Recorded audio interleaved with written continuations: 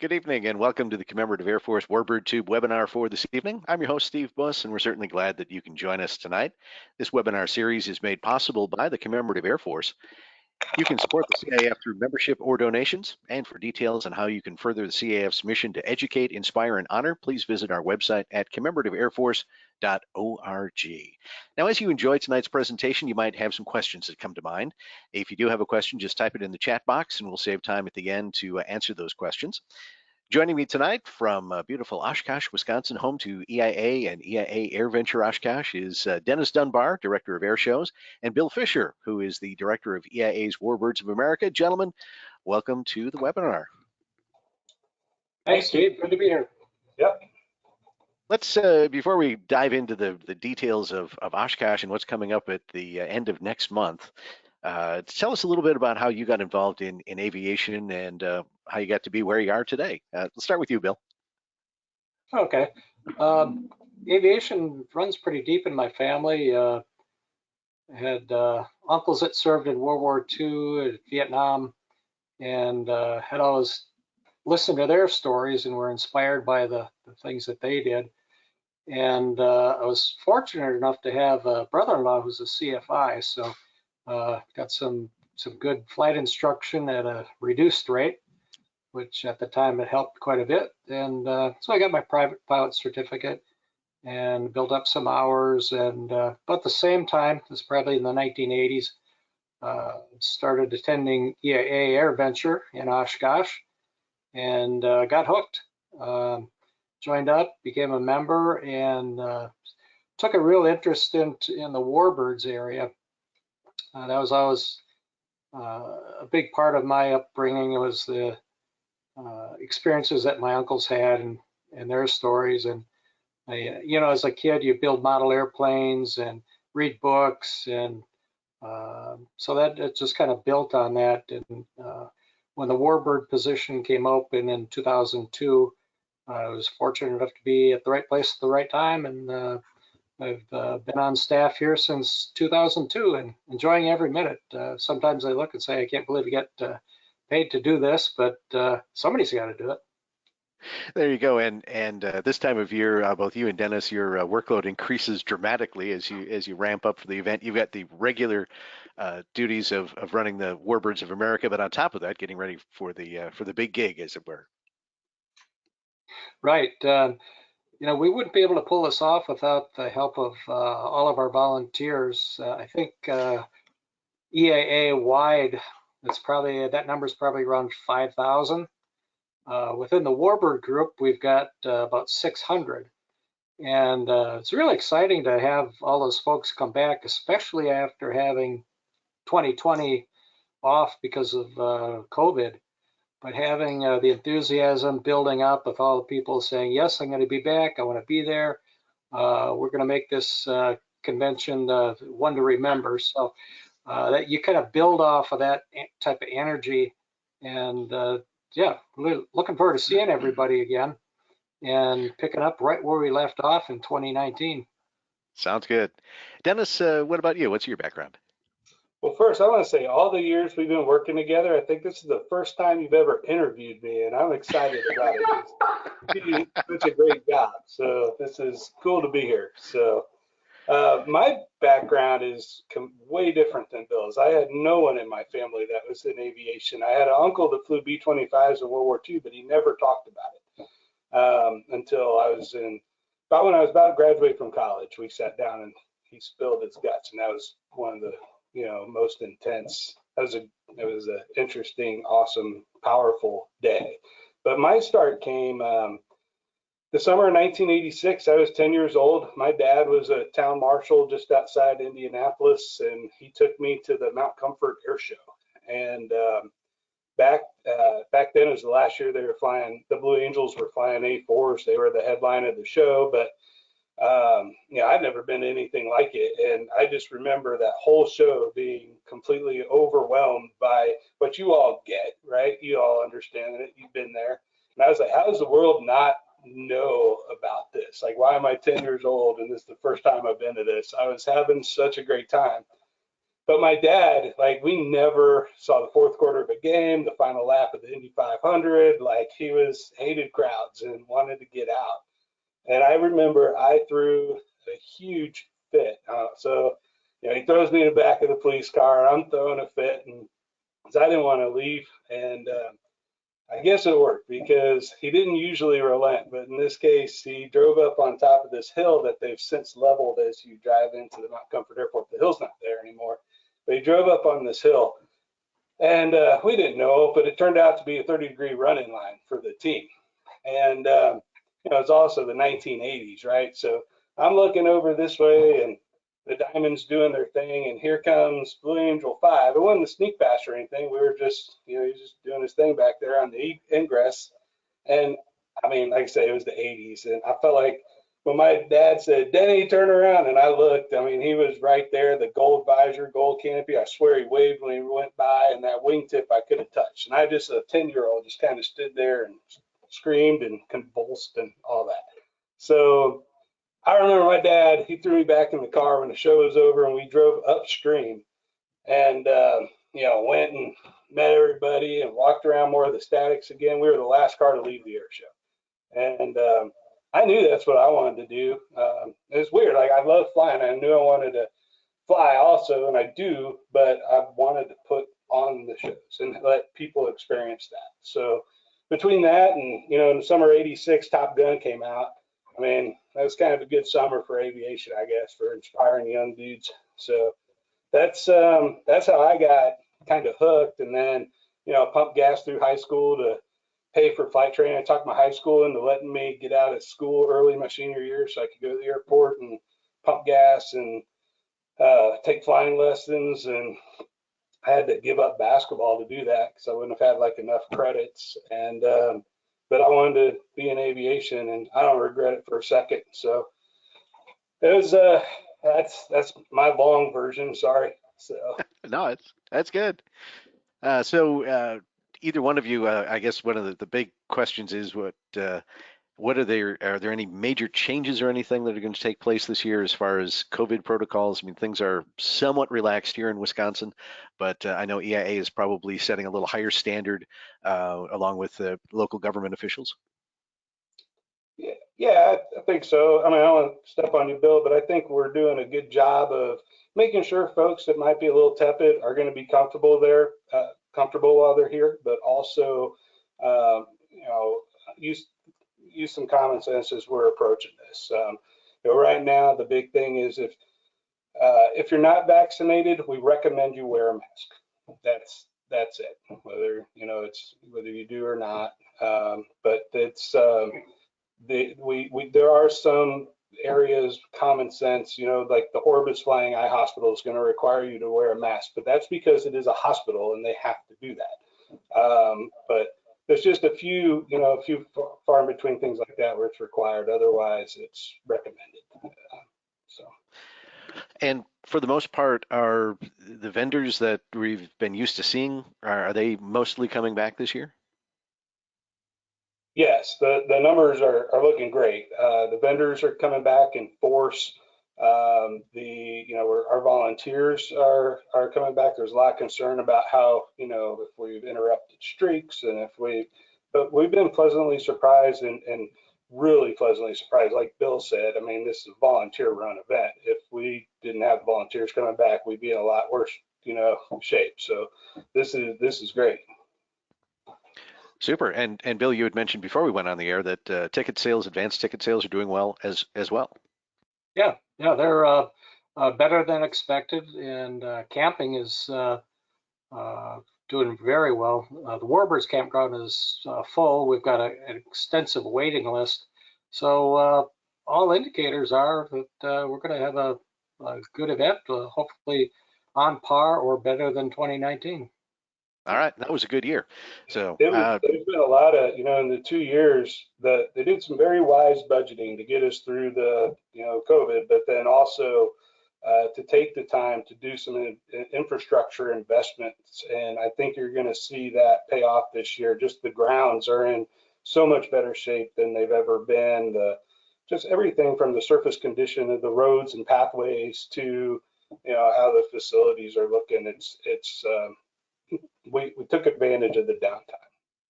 Very good. We'll look forward to seeing everything. So, Dennis, let's kind of dive into your realm, and that is air shows and some of the attractions and things. We're going to talk specifically with Bill about Warbirds in a little bit, but what are some of the big themes that we've got coming up this year? Well, I think it's a well-rounded show, but like you say, Steve, we always have these themes. And for the last several years, we've focused on an Air Force Major Command or MAJCOM to highlight. And we started that with Global Strike Command.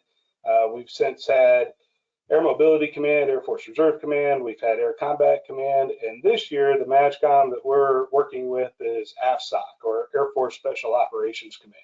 And this has been really awesome to work with them. They're jumping in with both feet. The support we're getting from AFSOC and the Air Force in general seems like this MAJCOM thing we're doing is gaining traction.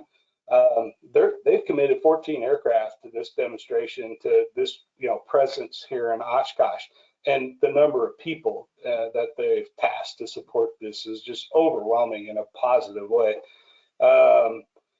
I'll talk about the flying a little bit here first. AFSOC, they're going to have some presence early in the week, but you're going to see them arrive in force, and I mean in force, on Thursday at the start of the air show. I don't want to give away too many details of what they're going to do, but you're going to see AFSOC do what they do on their arrival as they sort of take over Whitman Regional Airport. It's going to be cool. We're going to basically be dumping 2/3 of the plaza between Wednesday night and Thursday morning to get ready for their arrival. Not all the aircraft are going to operate all week out of here. Some of it's going to be some remote operations to kind of help support that spookiness of AFSOC, right? That surprise element. So there'll be random strikes throughout the weekend, and it's something we're really excited about. So we're talking AC-130s, MC-130s, EC-130s, CV-22s, 145s, 146s, U-28s, the military King Airs. We've got Reapers. I mentioned the Ospreys. I mean, we've got 4 Ospreys participating in this. So it's really going to be something. Pyrotechnics are going to be integrated in the show, and you're going to see something on Saturday evening that I'm going to imagine the majority of folks here have only seen in the movies or, in some really cool, Air Force propaganda photos and videos. So there's some cool surprises along the way. From the non-flying perspective, they're going to have some wonderful, some of their leadership here participating in things from Women Venture on Wednesday through, Saturday at Theater in the Woods. We've got Air Force Special Operations Command's kind of focused there. Just some really cool all-around participation from them. We've got their remotely piloted aircraft. Their RPA pilots are going to help judge a UAS for STEM competition we're doing. There's this nationwide STEM competition where these high school teams from all over the country are coming, and they're going to fly these UAVs over one of our supply yards, if you will, recreating the disaster scenes. They have this contest, and the AFSOC folks are judging it. It's kind of neat. So it's in many ways, it kind of resembles to me, if you're familiar with like what a Fleet Week does, how they immerse themselves in the community. AFSOC's kind of taking that approach. So it's going to be really cool. Another Awesome. one of our big themes is going to be the World War II 75th plus one. And with this audience, it's probably what you're probably like, all right, enough of the AFSOC stuff. Let's get to Warbirds, right?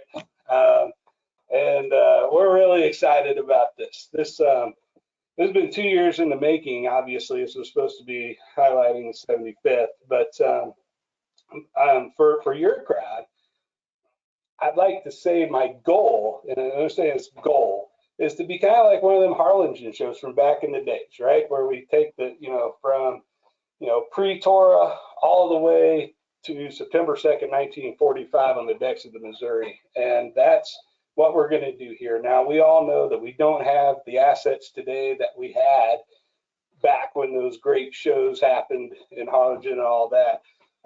But we're going to do our best to pull that off. And some of the pilots and the aircraft that we have coming. I mean, it's just great. We're gonna have, you know, Steve Hinton back in Oshkosh this year doing a demo in Fagan's P-38. You know, Lee Louderback's coming back to Oshkosh, you know, to see his unique routine. But then we've also got those that have been supporting, you know, been here for many years, integrated in the show, and we're going to tell the stories. Like when Steve's flying the P-38, we're going to be telling the story about Yamamoto and all of that as we chronologically go through and retell the story of the World War II air campaign, both European theater and Pacific. A lot of pyrotechnics involved. I like things that go boom. And but it's going to be a neat show, a little different than our typical Warbird show, which we're going to have, you know, those are going to be fantastic Monday through Thursday. And we really appreciate Warbirds America kind of sparing some of their time to help us do this, but they're also going to be a key contributor to this. We've got, you know, we've got the B-17 coming in, you know, we're going to have you know, the flights of Mustangs overhead providing air cover, and Navy fighters, and it's just, you know, the C-47s are participating. So it's, you know, everybody's playing well together in this, and that's what's awesome. That's what we kind of love about Oshkosh, is that we've got all these different entities bringing their assets and all just working together to put on an awesome show for our members, and we're excited about that. So if you can't tell, I can't wait to get this on and get it up. So let's see. I guess we go to the next slide. So we talk about some of the airplanes a little bit later on. They're going to be in this. But one of our other themes is humanitarian flight. And this one's really turned out to be really cool. The Orbis Flying Eye Hospital is going to be here all week. I think some of you may remember it being here before. You know, this is an MD-10 that goes all around the world. They're going to show you what they do. As like I said, they're going to be here all week. Samaritan's Purse, a great organization. They're just wonderful people to work with. They're going to be set up Monday through Wednesday. We're going to depart this DC-8 right before the night show on Wednesday, so that'll be kind of cool. A lot of folks, a lot of these young whippersnappers out there haven't seen a DC-8 take off before probably, so that'll be neat. But they're going to be showing off what they do. We've got, I'm going to go back to the Air Force here, but Remote Area Medical is a mobile dentist that's going to be set up. They actually do some other stuff as well, but they're going to have you know, we'll show what they do when they go to underprivileged areas and do dental work, you know, all over the world. So we've got, you know, dental, we've got eye, we've got general surgery, we've got the Air Force participating in this. I know it's not necessarily general aviation, but it's support, you know, the military does a lot of humanitarian efforts. I think most everybody knows that. But they're bringing a COVID hospital unit aboard their C-17. It's a negative pressure cell, and they're going to show how some of the advanced medical treatments that they can offer, and, you know, through flight as they are able to medevac folks out to, you know, maybe some higher level of healthcare. We're even putting UPS in this category. UPS originally reached out to us wanting to bring their 747-8F, a brand newest airplane off the line is what's coming here. They reached out to us about this, and just in conversation with them, we started telling them about what we were doing with humanitarian flight, and they started rattling off all the stuff they have done. And it's amazing what, you know, UPS has done in the humanitarian realm, how many vaccines they've delivered, the millions of pounds of PPE, I guess it's called, you know, all over the place, and what they do even before COVID on the humanitarian side. So we're excited to see them participate in that. And then, I mean, is it really 30 years already? But it is, like Desert Storm 30th anniversary. So, you know, the crazy thing is a lot of those frontline fighters and aircraft that we had, you know, in Desert Storm 30 years ago are the same frontline aircraft that we're using today. So, you know, we've got F-15Cs, F-15Es, A-10s. We've got you know, a lot of the, you know, aircraft that I remember watching, you know, that was, to me, is you're watching it on the news every night, you know, you're eating dinner, and here are these aircraft. They're going to be here on display. There's a really cool story probably everyone on this webinar has heard of Chris Henry at EAA because he's always pulling out cool stories and, you know, reuniting people and doing things that Chris's big heart does. So Chris came to everyone with this idea. There's a story about a Tomcat that was downed over Desert Storm or over Iraq, and there's an A-10 team that, or two ship of A-10s that, you know, kind of stopped doing what they were doing to come help these guys out. And then we had there was a special ops helicopter that came in, or it was a Payhawk helicopter came in at the time, Pablo, that came in, did the rescue. A-10s provided close air support, I guess CSAR, and you know, they got the one F-14 pilot out. They never met each other, and they're being reunited here for the first time in 30 years while they're at AirVenture. So that's going to be kind of a neat thing as far as this Desert Storm 30th. There's a lot of cool airplanes that are going to be well represented for Desert Storm. So, and helicopters as well. Dick Canusa gets mad because when I forget about the helicopters. But the Blackhawks, Apaches, Chinooks, we're going to have them all here as well. So next slide. One of the things I encourage everyone to kind of take part in at least one night on Monday, Tuesday, Thursday, and Friday, basically the nights that we're not doing the big night shows, we do this event down at the ultralight strip called the Twilight Flight Fest. And if you haven't been there yet, I recommend it. I mean, to me, this is like, this has the like county fair, you know, it's America, it's apple pie, it's, you know, it's cool. It's got the neatest little vibe to it. It starts off with the STOL competition, and then you know, we have a team called Arrhythmia that flies paramotors. This year we're going to have hang gliders for the first time. We're going to show how folks do that. We've got usually we'll drop some jumpers in there. It's just a really, the goal of the Twilight Flight Fest when it started was to show people some of the entry level ways to get involved in aviation, some of the lower cost, cheaper ways to have fun and have some camaraderie in flight. And it's really taken off. We finished this with 3D RC flying. This is that crazy remote control flying that defies the laws of aerodynamics. It's just a lot of thrust and like really cool kids. These are young Americans that actually one's Canadian. They're awesome young people that do a demo that, I mean, I don't know how their brain, hand things move like that. It's unbelievable what they do with these aircraft.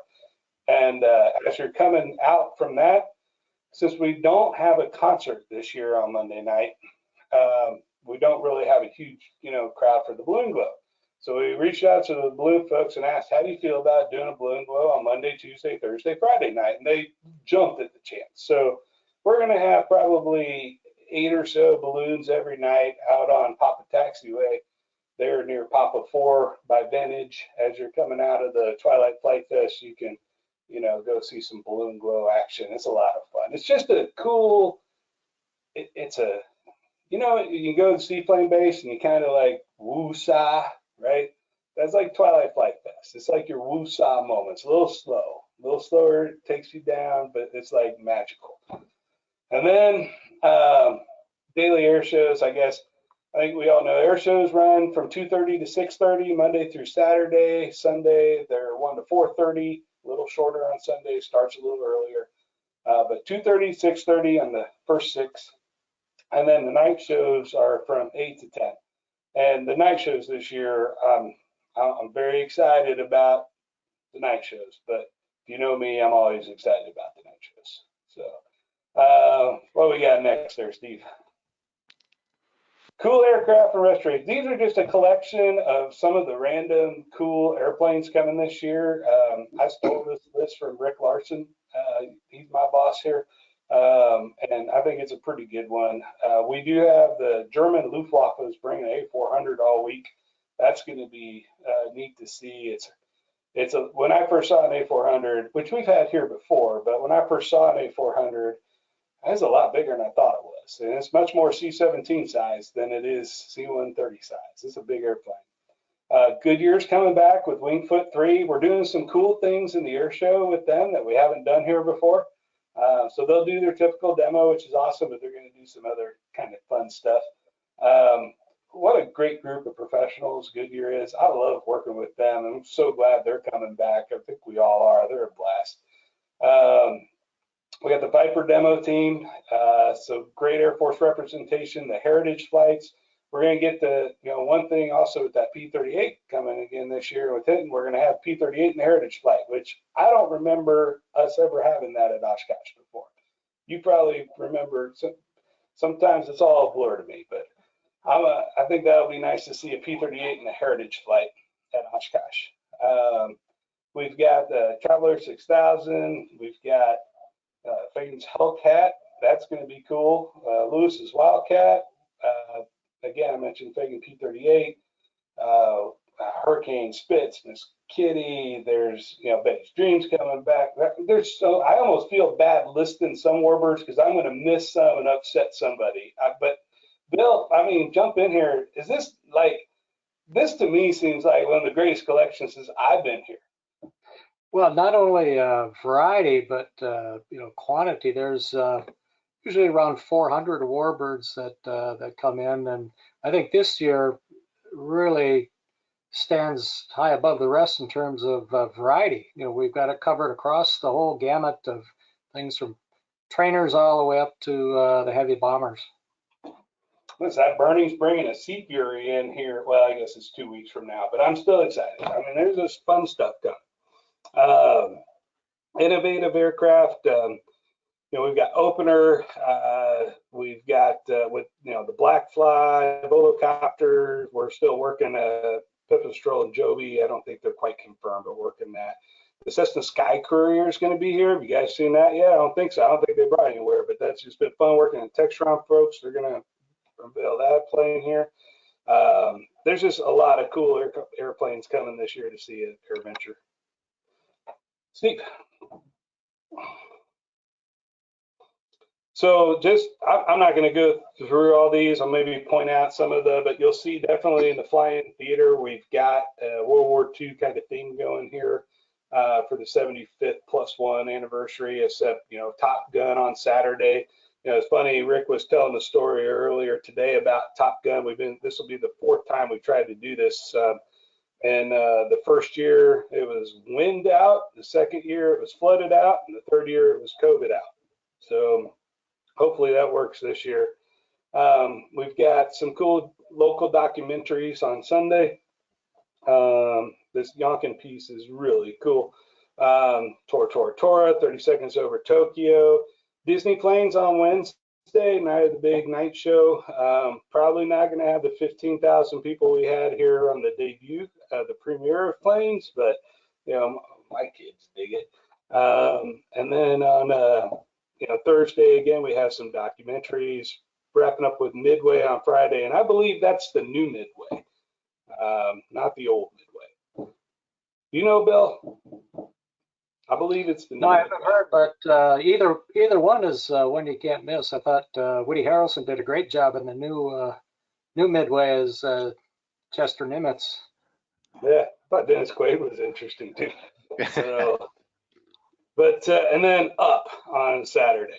So a nice lineup at the Flying Theater in the Woods. Sundays, we've settled into the Evening of Champions. Monday, Shuttle. Look back after 40 years. That would be exciting. I wish I could see some of these. That would be awesome. Tuesday is the Founders Innovation Prize. Wednesday, Women Venture theme. Thursday, the Desert Storm 30th anniversary stuff. I mentioned some of that before. Friday, 75th +1, and then Saturday, Air Force is taking over SOCOM, or AFSOC rather. We have SOCOM Paracommandos jumping in, but AFSOC is the ones talking. So what else we got, Steve? Just remember at the Four Corners area this year, we're going to have the Learn to Fly Center, membership booth, Pilot Proficiency Center, and there'll be a merchandise tent there. There's going to be a huge press conference at 11 a.m. on Monday in Boeing Plaza to announce the Aero Educate. That's a big thing we're really excited about as an organization, is Aero Educate. And then this year, another wonderful thing to please tell everybody is the free youth admission that's sponsored by Boeing. So anybody 18 and under gets in, or under 18 gets in free. So it's pretty awesome. So Yeah. Great. Super lineup coming up. So we'll give you a chance to catch your breath, and we'll put Bill to work here as we get a little more Warbird specific. As take a trip over to Warbird Alley. Bill, tell us what's going on in the Warbird area this year. Okay. We've made a lot of improvements in the facilities, and so I think that's something that people notice right away. Our main ramp is called Warbird Alley, and throughout the week you'll see a variety of aircraft being towed in and taken out, and it changes every day. So if you're here all week, you'll come by and you'll see a group of Mustangs one day, and you'll come back, it'll be all RAF aircraft. The next day it might be all trainers. It's just a continually changing environment on Warbird Alley. Some of the really neat things we've done over the years. A few years back, we commemorated the 75th anniversary of the Doolittle raid. So we put an invite out to all the B-25 owner-operators, and we stacked up Warbird Alley full of B-25, just like it would have been on the deck of the USS Hornet in 1942. Just amazing. And once they all cranked up, you felt like, yeah, you were there on the Hornet, and something I'll never forget. So we also have, go ahead. Sorry, Bill. Just one of the coolest things, one of my AirVenture moments of all time.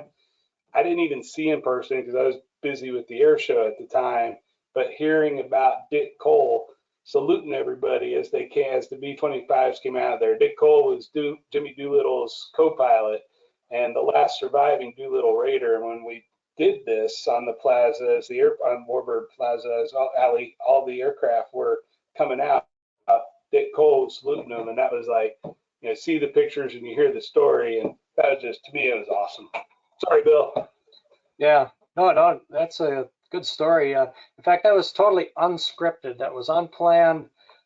Dick just came up in a golf cart, and if you look at the slide, the silver B-25 down in the lower right corner, he had his cart parked right over there, and the pilots didn't even know it. It just so happened that the guy in the first aircraft, he looked and stuck his head out the window and saw it was Dick Cole. And Dick stood up, went to attention, slapped a salute, and from there on, every other pilot that came out stuck their head out of the cockpit, slapped him a salute, and so that the people that were there in that corner of the alley were watching what was going on, and there wasn't a dry eye in the house. I tell you what, it was special. And all the pilots were totally talking about it on the radio, like instead of like paying attention to what they're supposed to be doing, like this totally, it was awesome. So it was great. Yeah, so we do have a little area called Chopper Town that we have some Vietnam era helicopters, usually a Huey, sometimes a Cobra, usually have a Loach as pictured here in the slide. And then there's some fellas from the University of Iowa that come up with, I believe it's a Russian Mi-2.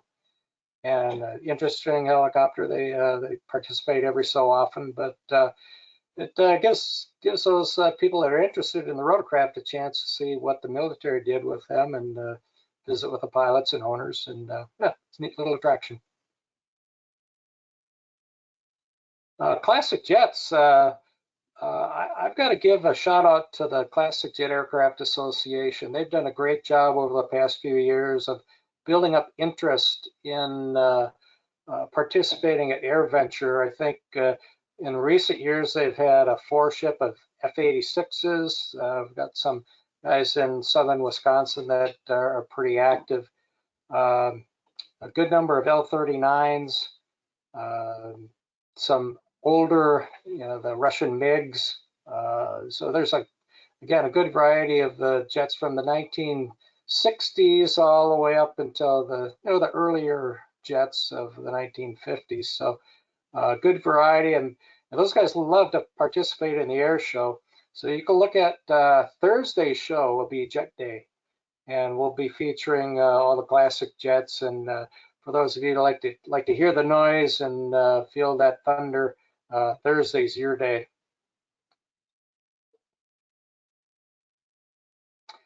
One of the larger groups that we have coming in are the T6s, SNJs, or Harvards. That group of aircraft typically numbers in the 60 range. A couple years back, we celebrated the 70th anniversary of the T6, and we had, I think, 71 aircraft that made it. They typically do some really nice formation work. They'll be participating earlier in the week, and again, shout out to the North American Trainer Association. They actually come up to Wisconsin or Dubuque, Iowa earlier than AirVenture. So those guys are on the road for a good 2 weeks. They'll practice their formations, get new guys qualified, and by the time they get to Oshkosh that last week in July, they're polished, they're looking really good and ready to put on a great show for everyone. T-28s, again, another North American product, and the guys are part of the North American Trainer Association. Typically, you'll see 16 to 20 T-28s. They're located on runway 523 and tend to be on the hard surface because of that small, skinny nose wheel. They don't like to operate in turf too much. So people that are coming out to the Warbird area, head out to the runway and see the T-28 ramp. And it's a good variety of Air Force, Navy, livery type aircrafts, and pilots are always anxious to talk to people and explain all about them. The picture here gives you a big overview of the Warbird section. I just mentioned runway 523 and where the T-28s are located. Steve's circling that right now. The jets are on the east side of that, and over towards the west side would be the T-28s. If you go to the lower right-hand corner, that's Fighter Town.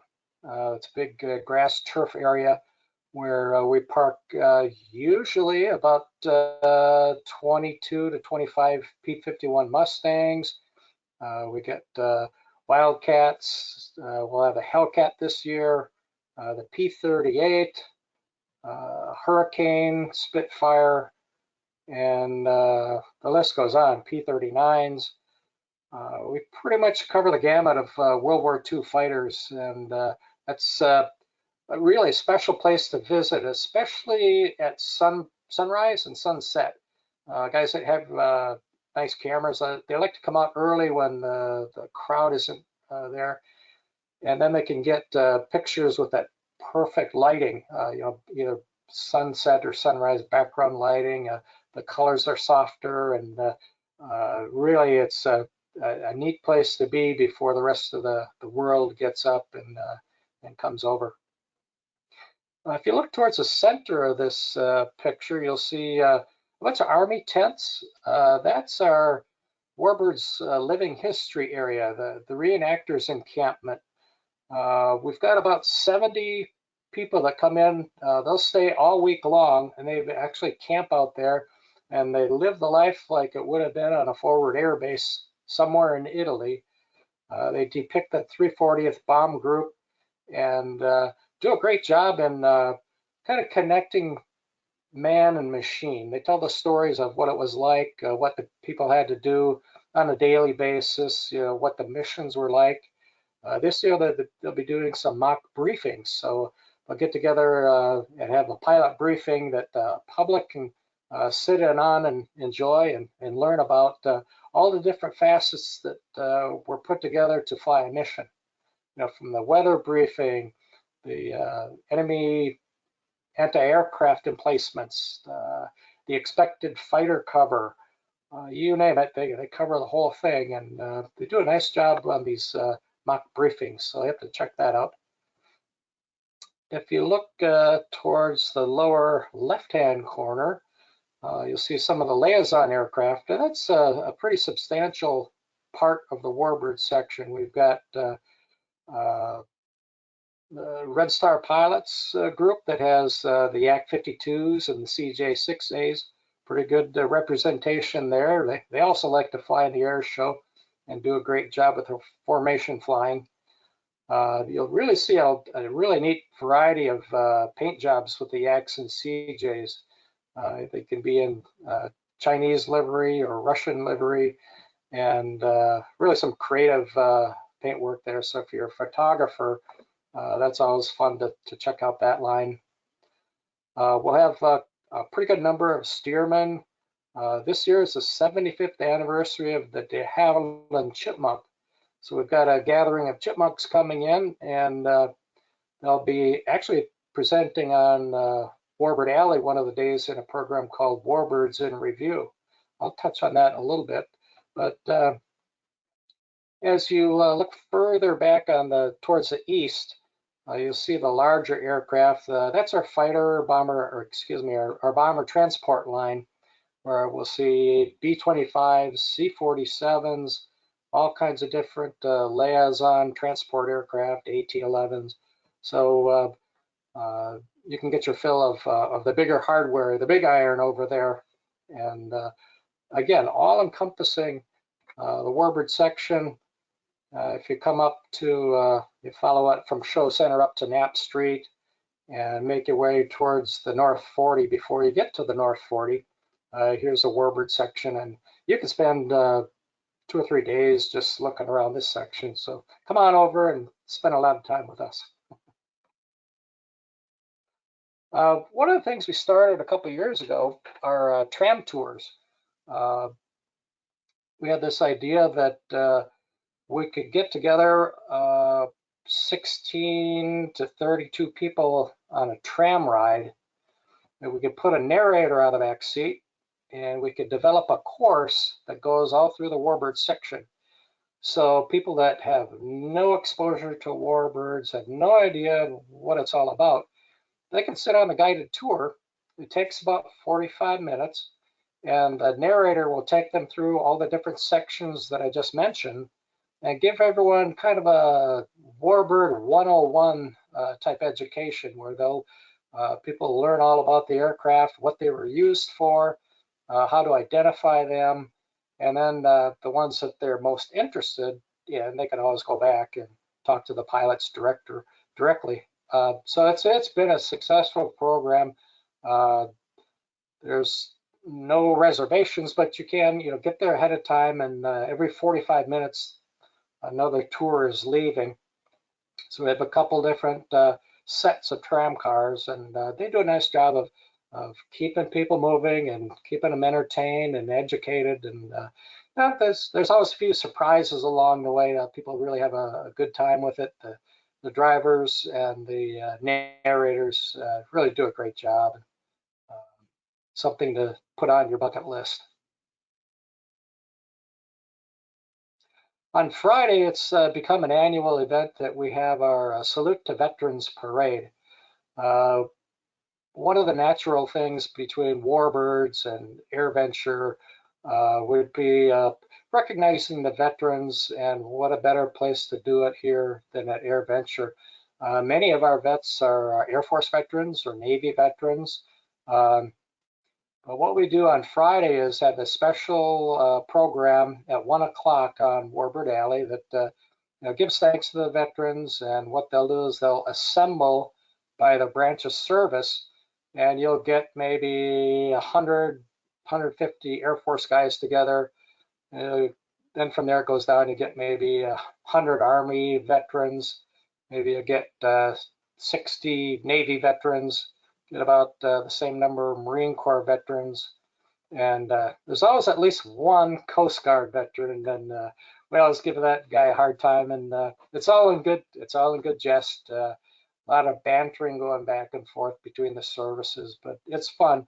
What the guys do is they'll assemble at Warbird Alley at 1 o'clock, and then the parade will launch, and they'll walk a half mile all the way down to Boeing Plaza, right along the air show line. And the people along the air show line, that becomes the parade crowd. And imagine thousands and thousands of people applauding and cheering and giving high fives, and the veterans interacting with them.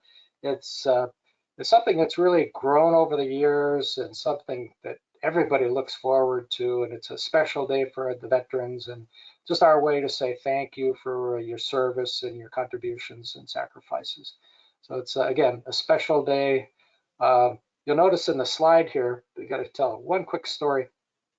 The gentleman in the tan cap, his name was Doug Ward. He was a World War II B-17 ball turret gunner. And sitting right behind him was, at that time, the commander of the 8th Air Force, a current Air Force general. And to hear those two guys during the parade telling stories back and forth, and it was just fascinating, the things that Doug had to say about World War II, and then the Air Force general saying, how things have changed over the years. And it's really a special day to hear that kind of conversation going on while I was driving the Jeep.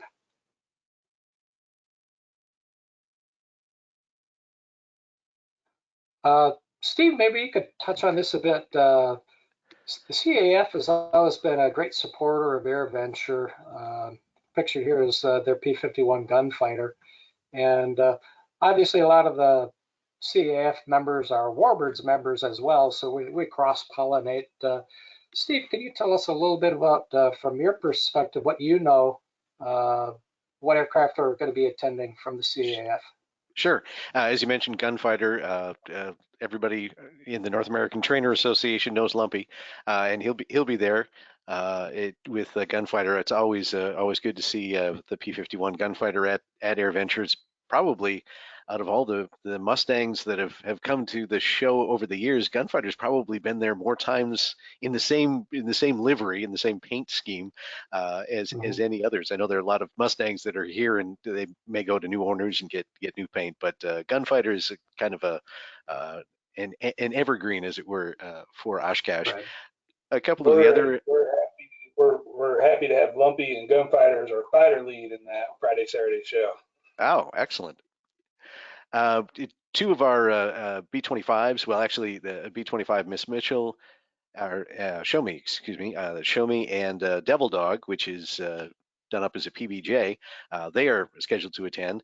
If you've been to the show before, Devil Dog is famous for selling T-shirts. I don't think you can go to an air show anywhere in North America without seeing someone who has a Devil Dog T-shirt. And so Beth Jenkins and her crew will be doing their thing and also flying in the shows. In fact, just as an absolute aside, we had a rummage sale at our house 2 years ago, before COVID, and a little girl came to the rummage sale with her family, and she was wearing a Devil Dog T-shirt. So you can't even get away from the T-shirts outside the air show industry. Who in America doesn't have a Devil Dog T-shirt? Well, there must be a few folks out there, because they keep selling them and keep making new colors. It's amazing. One of the other ones from Air Base Georgia is the SBD Dauntless. That will be there and participating in the shows. A couple of other Mustangs, P-51C Tuskegee Airman, and Red Nose P-51D. Red Nose will actually be based out of Fond du Lac, doing ride flights down there. But Red Nose is significant in CAF history because it's the first airplane that Lloyd Nolan and his friends purchased back in 1957. So that airplane is still going strong today, and under the great care of the folks at Air Base Georgia. Of course, That's All Brother made its debut at Oshkosh in 2015. It didn't look anything like it looks now. The aircraft is really in pristine condition, and our volunteers keep adding more and more to the interior of the airplane to make it as authentic as possible. And also a shout out to the fine folks over at Basler Turbo Conversions for doing a lot of the initial work on the airplane. If you get a chance to get inside, if you do nothing else, look at the wiring harnesses. They're just absolutely immaculate, and just shows the quality of work from our friends at Basler. The Wisconsin wing, since they're just down in Milwaukee, they're going to make the short hop, bring their PT, the T6, and their new T-34. So they will be here as well. And of course, as Dennis mentioned earlier, Tora will be here with the full complement of aircraft, and also providing the pyrotechnics is Gordon Webb and his pyro crew, and they'll be working the air show throughout the week as well. So One of those are my the favorite things to see is in that Taurus show, and the P-40 comes through there, and the smoke and all that. I just love that. It is amazing. And so those are the CAF aircraft that we know for sure that are attending so far, but there may be others that crop up as we get closer to the beginning of the show. All right, we're excited about that.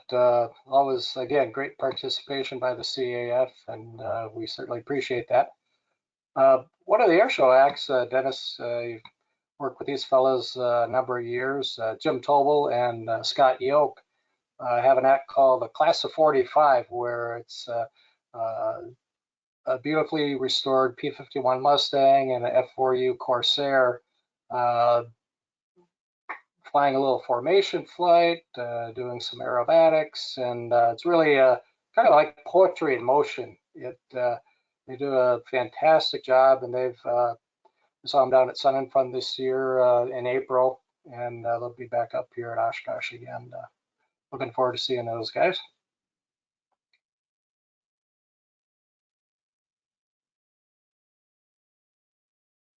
The T-34s, that's one of those aircraft that you would look at as maybe possibly an entry-level type warbird.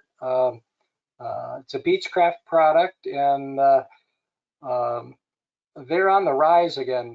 For a number of years, we get 20, 25. Last year, I think we had close to 30, and those numbers keep climbing. People are, some of the older generation pilots are retiring, selling them off. New guys are getting the aircraft and keeping them in great condition, getting out to the air shows. And T-34s, they've got a wonderful association that helps with pilot resources, pilot training, and they'll be here in strength again this year. We're looking forward to seeing them. And I did mention a little bit about the 75th anniversary of the de Havilland Chipmunk. That's part of our trainer group. Between that and the Stearman and some of the BT, Air BT-13, BT-15s, basic trainers, advanced trainers like the T6. And so again, we cover the gamut, and not only US, but Commonwealth aircraft, Soviet bloc, Polish, so all kinds of different foreign trainers as well. So interesting types of aircraft. And the heavy iron, we get to the bombers, and again, great variety. B-29, the largest aircraft in World War II, the Super Fortress, I believe Doc will be here, and at least one B-17 that I'm aware of, a couple of B-25s, possibly an A-26, and the list goes on. Always fun to go down the bomber line and talk to the pilots, and in many cases they offer ground tours where you can go up inside, into the bomb bay, or walk through the catwalk up into the cockpit and see what the gun turrets were like, and makes for a great experience for the kids. They can get up there. They actually fit inside of those a lot better than tall guys like us. But transports, a lot of unique things. Stephen mentioned That's All Brother, the C-47. There's sister ships. Here's a C-123, a Vietnam era aircraft. So the transports, they were the workhorses during the Second World War in Vietnam, hauling passengers and freight, and you name it, they hauled it and kept our troops supplied. And a lot of those aircraft, if you're talking to the pilots, they have some unique and harrowing stories as well. So be sure to hit the transport line and check that out too. Fighters, I guess you'd have to say that's everybody's favorite. We'll be glad to see the Fagan Fighter Museum's P-38 Scat 3. Scat 3 was painted in the livery of Robin Olds, his earlier fighters during World War II, and then as time went on, he served in Vietnam with flying F-4 Phantoms. But the P-38s are unique. There's not really that many flying on the air show circuit. There's a couple in California. We've got the Fagans in Minnesota and several others scattered about the country. But if you haven't seen the P-38 or haven't heard it, it's really an interesting sound. Those twin Allison engines. It's more like a purring sound, and when it's taxiing, it really sounds ominous. You really get a feeling that whoever's flying that is really having a good time. And I think Steve Hinton will be flying. Dennis, if you want to touch on that a little bit, what type of things Steve will be doing in the P-38? Yeah, he'll be doing his aerobatic routine in it. And honestly, I mean, I've been fortunate enough to see it quite a few times around the country, but I'm probably one of the things I'm most excited about is for the folks here at Oshkosh to get to see this P-38 demo flown by Steve Hinton. It's just, it's beautiful. Yeah.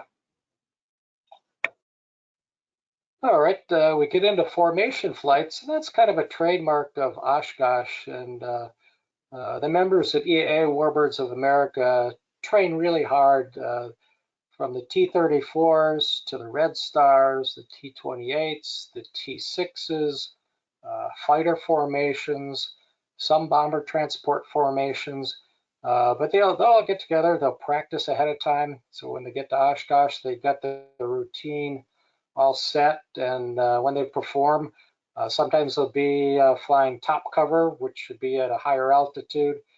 Sometimes they get to come down and make a lower pass, which would be a little bit better for taking pictures. But we try and mix it up so that each group gets their moment down low. And again, we applaud those guys for all the hard work that they put in, the time and effort and money to make it happen here at Oshkosh. And one of the few places where we can put up these big formations and showcase what those beautiful aircraft look like flying in tight formation.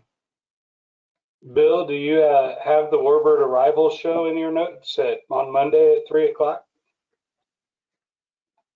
No, go ahead. I was just mentioning on Monday at 3 o'clock, you were talking about the formations. I love the Warbird arrival show. When a lot of the formation groups arrive. Yeah, they'll come in from their bases where they've been training, and then they'll come in as a group, make a couple of passes, and they'll do a formation break to land, which is beautiful in itself. They peel off one by one in sequence, and then that sets them up for a good safe landing with the sequencing, and it's really fun to watch. So that's, again, Monday at 3. Thanks for mentioning that, Dennis. Well, it wouldn't be AirVenture without making a plug for our merchandise store. Some of the most unique gifts that you can find on the AirVenture site is in the Warbirds building. We search far and wide for unique things, and we kind of hang our hat on that fact that there's some really creative people out there coming up with merchandise, gift items for people that are inspired by Warbirds, things that you can put in your hangar, hang up on the wall, apparel items that keep you styling and profiling. So it's a good place to visit, and we always want to say get there early in the week, because as the week goes on, certain items will sell out quickly. And we also have this year because of the COVID-19 social distancing, we've added a merchandise tent, which will be located on the north side of our store, more or less an annex where you can go spread out a little bit and still see the great merchandise and not be so congested. And so we encourage people to visit the tent on the north side of the store. So, well, like the poster says behind me, the wait is over, and we're gearing up. Won't be too long. We're looking at July 1st this week, and I can't wait for it to come. Dennis, what about you? Oh, I'm excited. Everybody, you know, we're stuffing 2 years worth of air show and not just air show, everything. And you know, 1 year here, there's going to be a lot of wonderful opportunities for everybody. But I think most folks, when it really gets down to it, we're looking for that camaraderie again, seeing our friends, you know, reuniting.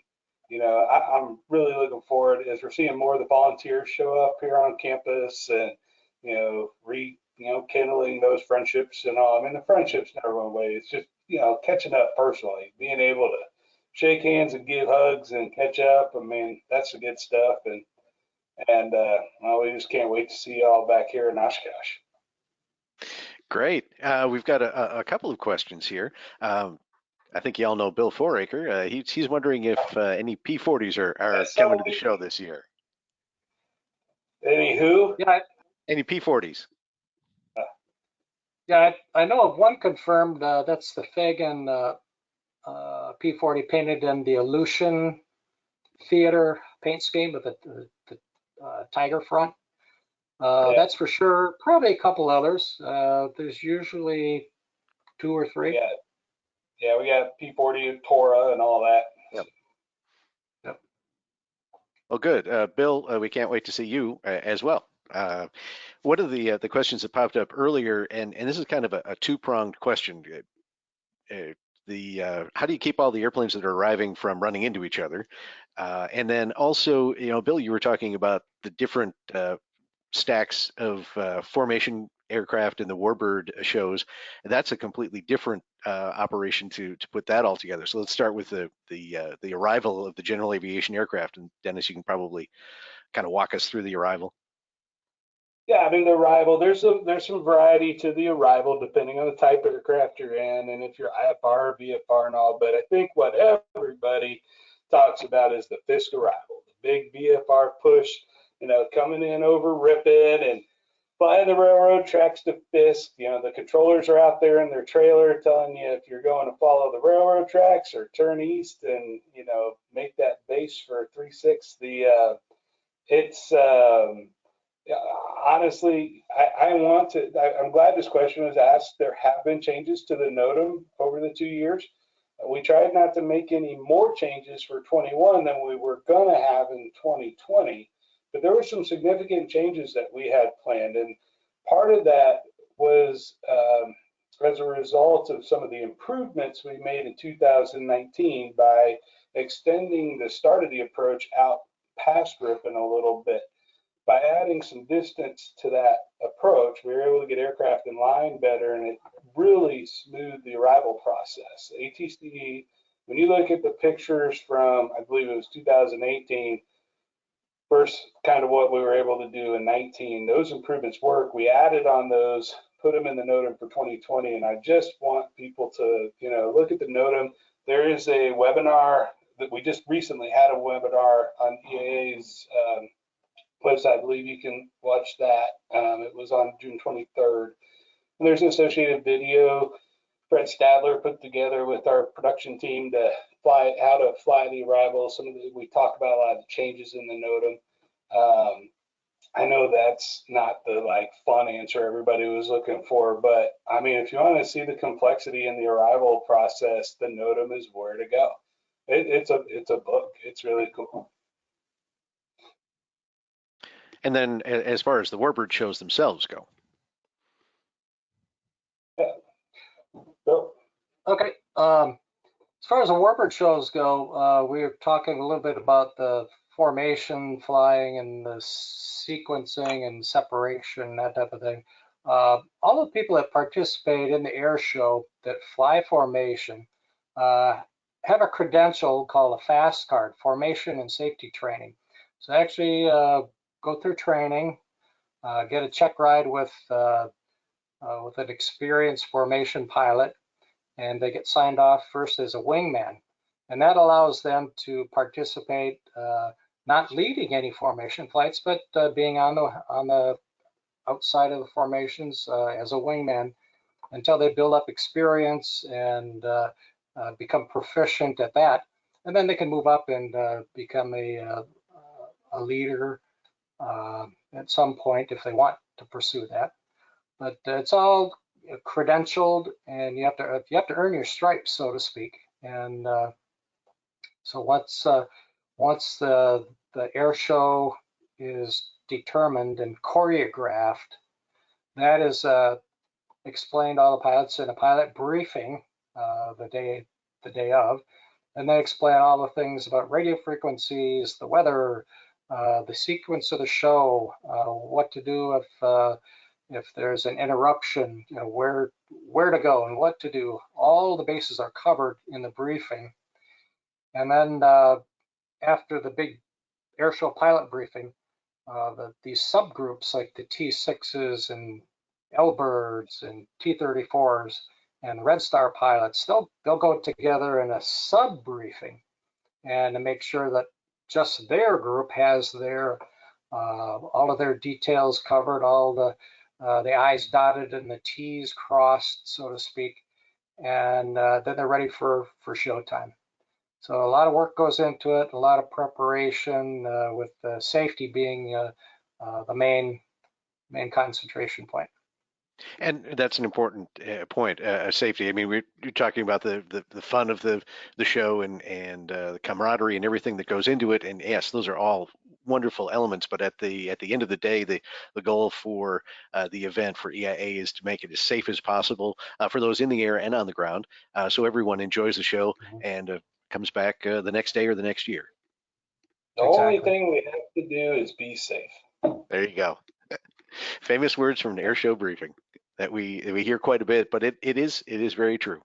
Let's see, Bill and Dennis, do you have a favorite aircraft that you like to work with, or a favorite aircraft that is just your favorite? Tomcat. So I'm like past my prime, right? And I never got to work with an SR-71. I would have loved to have done that. So I was born too late for all these things. Call me silly, but I got some time flying C-54, and I love flying that airplane.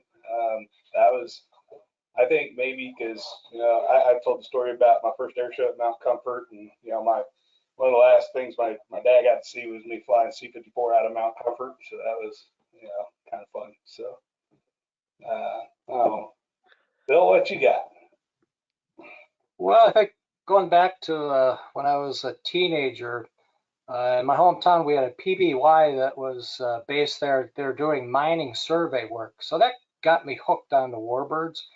That airplane still had its gun turrets from World War II.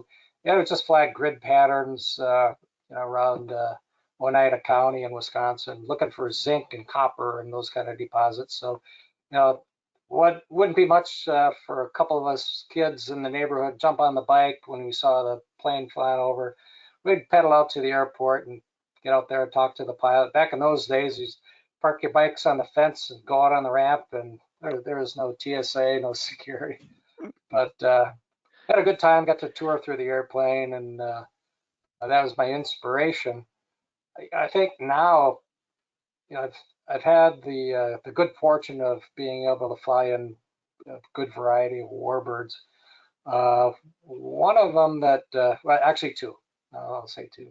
If I could get some time in a Mosquito or an A26, those two are, to me, they're pretty unique. The A26 is kind of a hot rod, so to speak, for a medium bomber, and the Mosquito was so versatile that it could be a fighter bomber, it could be an interceptor, it could be all kinds of different things.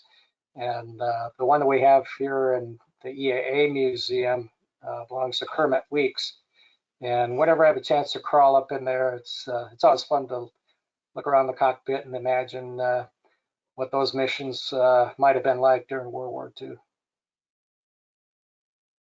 All right. Well, we are actually a little bit over our time, but I just give you an opportunity, Bill, Dennis, any final thoughts as we approach AirVenture 2021? I'd just like to welcome everyone from the CAF and any other folks that are out there listening to come and join us for AirVenture. It's July 26th through August 1st in Oshkosh, Wisconsin. And you can get by spending a couple days, but we certainly encourage you to be here all week to make sure you're able to see just about everything. Huge fan of CAF, and I don't think we need to twist their arms too much to come to Oshkosh. But if you haven't been before, if you're reluctant, this is going to be a great year to come. Some of the things we're doing here this year, I mean, I'm just really proud of what everybody's been able to put together. So it's going to be neat, and I just miss everybody. So well, good. Yeah, as Bill's poster says, the wait is over. And if you haven't made your plans yet for Oshkosh, or you need tickets, whatever, visit the EAA website, EAA.org. Just look for the AirVenture tab, and it has all the information. If you need the NOTAM, camping information, vendor lists, the forum and workshop lists will be updated as we get closer to the event. So it's all the information is there, EAA.org. It's your go-to, or you can call the member services hotline and actually talk to one of the folks in Oshkosh at member services and ask them their questions as well. So again, thanks to our audience for joining us for a CAF Warbird 2 webinar. If you have any suggestions for any future topics or people you think we should talk to, please drop Leah Block a note at media@cafhq.org, and we'll try to get that person or topic worked into our schedule. And we'll be back next Wednesday night at 7 o'clock Central Time. Until then, thanks to Dennis and Bill for joining us and sharing their enthusiasm for AirVenture Oshkosh. I'm Steve Buss for the CAF. Y'all have a good night. Thank you all. Good night.